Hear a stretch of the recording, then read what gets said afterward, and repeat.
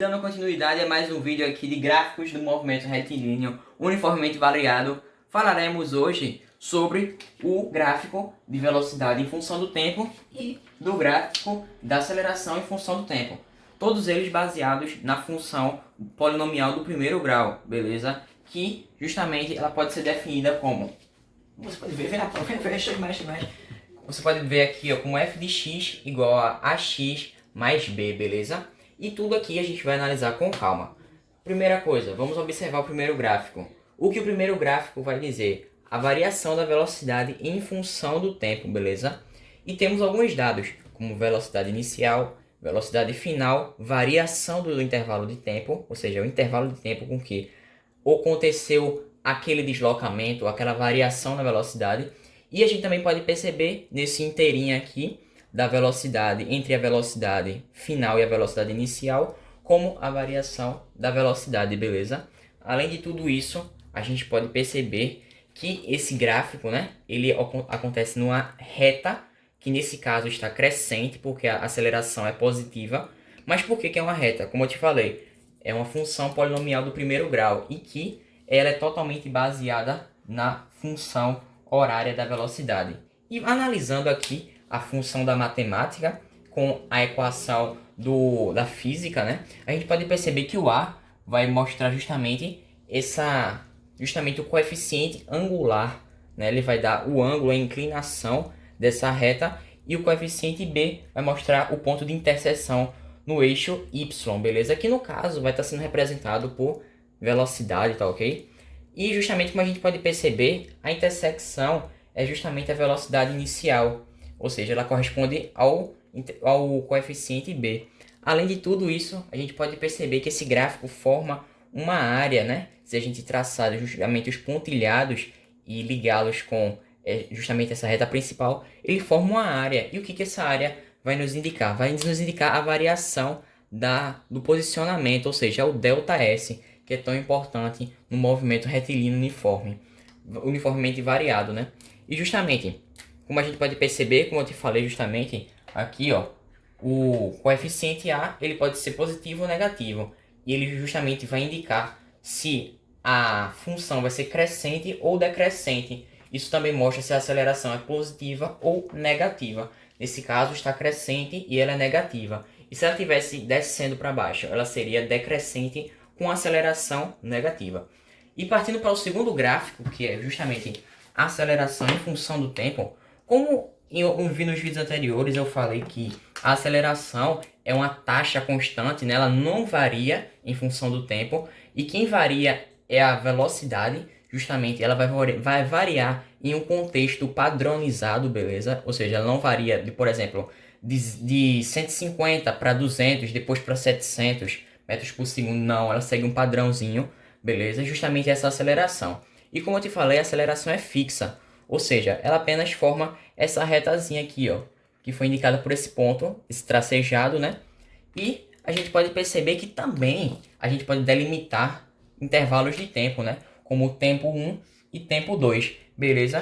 E que essa área do gráfico, ela pode ser representada como a variação da velocidade, ou seja, a velocidade final menos velocidade inicial. E nesse caso, como a gente pode ver, a origem de todos os pontos está aqui, e a linha que indica essa aceleração está acima dele, a velocidade vai ser o quê?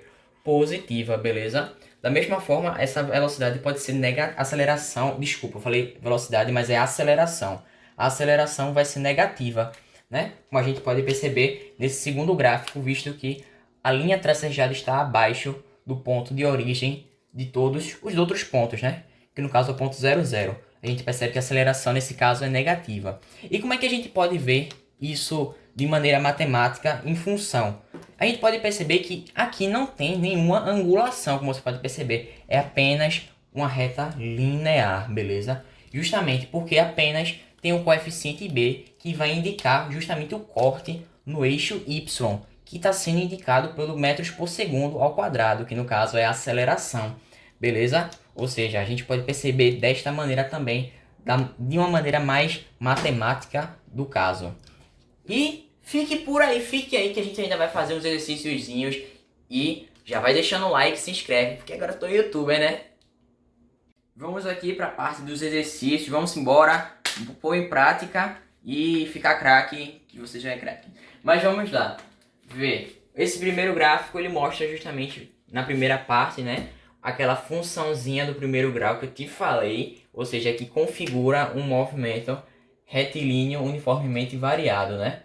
E justamente nessa segunda parte, já que o gráfico é velocidade em função do tempo, na segunda parte do gráfico, que eu quero dizer, no intervalo de tempo do momento 1 até o momento 3 segundos, a gente vai perceber que justamente aqui acontece uma reta sem nenhuma angulação, beleza? Ou seja, se a velocidade está se mantendo, aqui vai ser justamente um movimento retilíneo uniforme, beleza? Ou seja, existe essa variação de movimentos. Mas vamos ver o que a questão quer.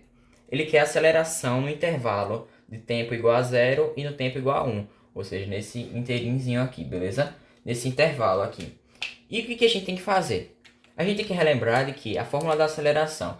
A aceleração é justamente a variação da velocidade em função do tempo, beleza?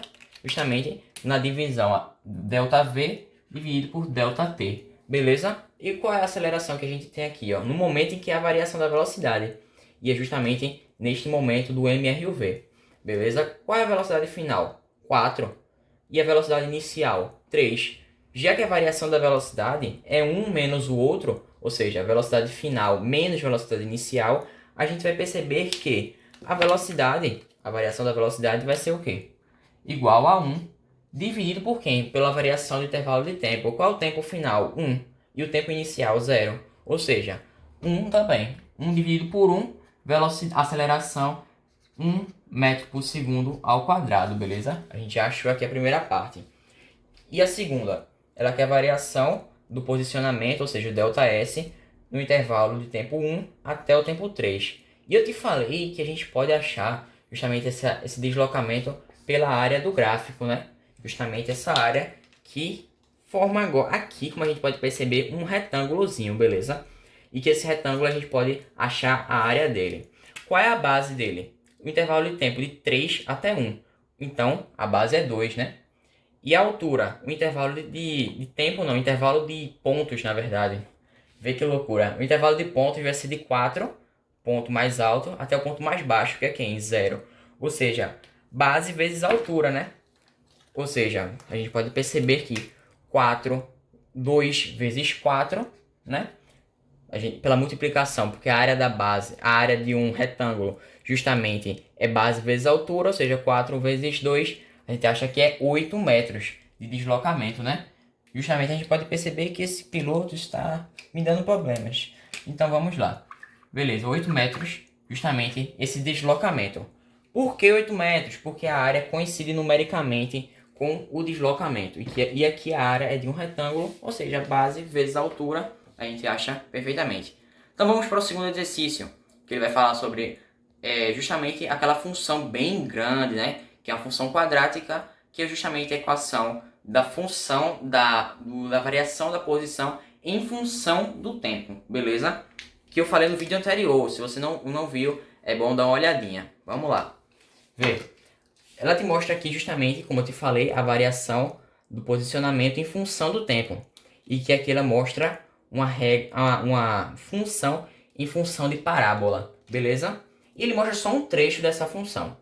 Então, a gente pode perceber que se é uma parábola, a gente sabe que não é movimento retilíneo uniforme, né?